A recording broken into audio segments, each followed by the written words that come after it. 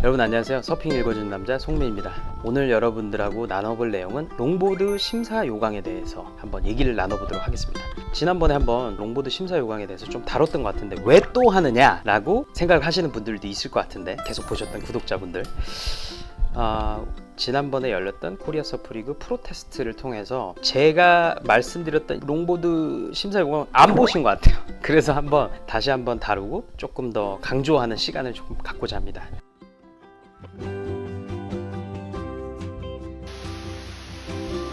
우선 롱보드 심사 요강에 1, 2년 전부터 큰 변화가 있었죠. 트래디셔널 롱보드에 대한 요소들을 반드시 갖춰야 될 것이라는 내용이 들어갔습니다. 근데 올해 바뀐 ISA 그리고 WSL 요강에 보면 이 부분이 더 강조가 돼 있어요. 그래서 쉽게 예를 들면 기존에 한 몇 년 전까지 열렸던 롱보드 경기에는 대부분 숏보드 프로 출신들에서 롱보드로 전향한 사람들이 굉장히 좋은 성적을 냈었습니다. 그래서 기술들도 대부분 보면 숏보드 기술들이에요.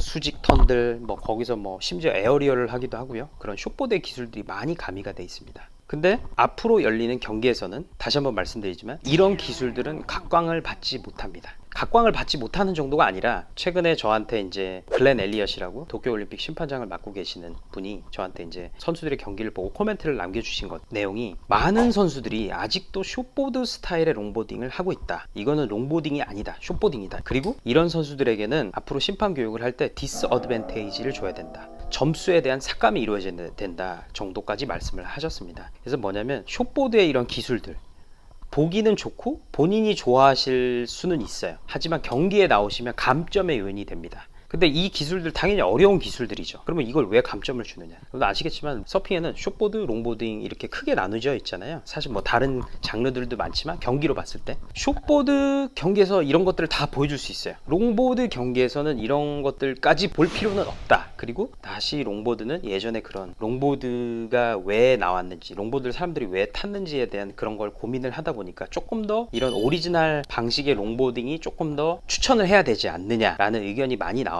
이런 쪽으로 변형이 됐습니다.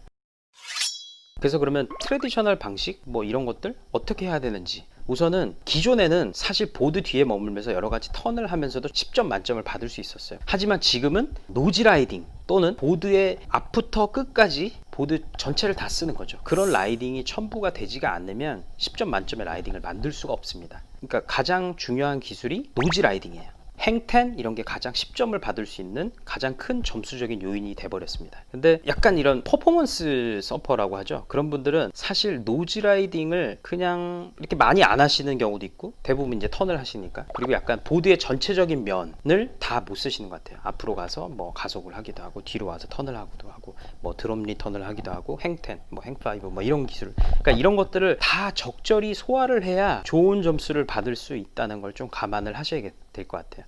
보드의 중간에서 머무르면서 그냥 글라이딩을 한다든지, 보드의 뒤쪽에서만 머물면서 턴 위주로 서핑을 한다. 그러면 좋은 점수를 받으실 수가 없어요.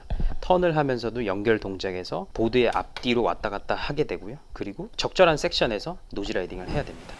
근데 또 하나 제가 지켜본 결과 중에 하나가, 많이 오해하시는 분들이 있어요. 무조건 노즈라이딩을 로깅을 한다, 이런 걸로 점수를 많이 받을 수는 없습니다. 여기서 중요한 포인트는 뭐냐면, 어디서 로깅, 어디서 노즈라이딩을 하느냐가 가장 중요해요. 파도의 임팩트 존, 파워 존 있잖아요. 파도가 깨지는 그 립에서 먼 곳, 안전한 어깨 이런 데서 노즈라이딩을 하시면 파도가 이런 임팩트 존과 먼데 점수가 낮을 수밖에 없어요. 왜냐면 난이도가 낮으니까. 하지만 테이크오프를 한 이후에 바로 임팩트 존에서 예를 들어서 행텐을 해요. 그러면 점수를 많이 받겠죠. 이게 지금 현재 월드 챔피언인 저스틴 퀸탈의 스타일입니다. 가장 어려운 섹션, 그러니까 테이크오프 하자마자 가장 파도가 각이 있고 빠르잖아요. 크기도 크고, 테이크오프를 하자마자 가장 빠른 시간 내에 앞으로 걸어가서 행텐을 해요. 저스틴 퀸탈이 항상 점수를 많이 받는 방식이고, 심판들이 좋아하는 방식이고요. 그리고 가장 추천하는 방식입니다. 물론 테이크오프를 하자마자 하라는 거는 강제 조항은 아니에요. 다만 이제 그 부분이 가장 어렵기 때문에, 그리고 커미트먼트 측면, 왜냐면 가장 어려운 기술을 가장 먼저 하잖아요. 그러면 많은 기회비용들이 발생을 하잖아요. 실패했을 때 좋은 파도를 낭비하게 되는 거니까. 그리고 우선권을 날리게 되고, 그런 가장 어려운 기술을 가장 어려운 섹션에서 해야 됩니다. 그러니까 멀리서 노즈라이딩을 하거나, 라이딩이 거의 끝나서 의미 없는 화이트워시 위에서 보드워킹 하는 거는 점수에 아무 추가가 안 돼요. 물론 프리라이딩 할 때는 당연히 이런 부분들을 계속 끝까지 타셔야죠. 파도의 처음부터 끝까지. 물론 롱보드는 숏보드와는 다르게 끝까지 타는 게 중요해요. 근데 제 말씀은 그런 화이트워시에서는 차라리 조금 다른 기술을, 아니면 화이트워시를 빠져나가서 오픈 페이스에서 노즈라이딩이나 이런 로깅 기술을 하셔야 된다는 거죠. 그래서 오늘 제가 뭐 몇 가지를 설명을 해드렸는데, 가장 중요한 거는 트래디셔널 롱보드가 돼야 된다. 하이퍼포먼스 롱보드 기술로는 좋은 점수를 받을 수 없고 심지어는 감점의 요인이 된다. 두 번째는 가장 파도의 위험한 부분, 가장 파도에 힘이 있는 부분에서 노즈라이딩 또는 여러 기술들을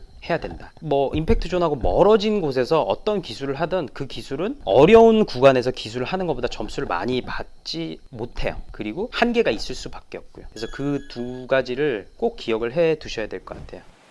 그래서 트래디셔널 서핑, 뭐 제 개인적으로 느끼기에는 현재 노즈라이딩, 이런 행텐 이런 기술은 저스틴 퀸탈이라는 월드 챔피언이 지금 굉장히 잘하고 있는 것 같고요. 그리고 조금 더 이런 복합적인 모든 기술들, 이런 턴과 뭐 이런 연결 동작, 그리고 노즈라이딩 이런 게 완벽하게 연결이 돼서 가장 점수를 많이 받을 수 있는 스타일, 완벽한 롱보딩 스타일을 연구하고 싶다라고 하면 조엘 튜더를 연구를 하셔야 될 것 같습니다. 조엘 튜더는 스위치 풋, 노즈라이딩, 턴 뭐 이런 것들이 너무 완벽합니다. 그래서 사실 선수들이 가장 추구를 해야 될 방식은 너무 트래디셔널에도 치우치지 않고, 그리고 너무 퍼포먼스로도 치우치지 않고, 이렇게 중간에 모으면서 그걸 같이 동시에 할 수 있고 스타일리시하게 할 수 있는, 뭐 조엘 투더 같은 스타일 굉장히 어렵겠죠. 왜냐면 그분은 거의 롱보드에서 뭐 켈리 슬레이터니까.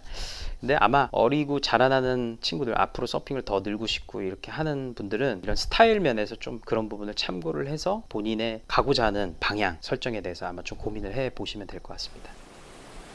오늘 여러분들하고 같이 다뤘던 내용은 롱보드 심사 요강의 변화, 그리고 롱보드 심사를 받을 때 어떻게 하면 또 점수를 많이 받을지에 대한 심화 과정을 한번 얘기를 해봤고요. 마지막으로 트래디셔널 롱보딩에 보면 트릭 기술들이 굉장히 많아요. 뭐 빙글빙글 돈다든지, 뭐 허리를 앞으로 내놓는 이런 아치를 만든다는 그런, 사실 그런 기술들은 보기에는 좋아요. 하지만 점수에는 포함이 되지 않습니다. 그래서 그런 부분, 그런 약간 마뉴버가 아닌 트릭 같은 경우는 조금 대회 때 좀 자제를 하시면 좋을 것 같다. 그런 걸로 심사들을 현혹시킬 수는 없다 라는 내용을 마지막으로 하면서 여러분 오늘 내용을 마치겠습니다. 서핑을 해보고 싶은 분, 서핑을 해보신 분, 서핑을 더 잘하고 싶은 분은 저와 함께 섭섭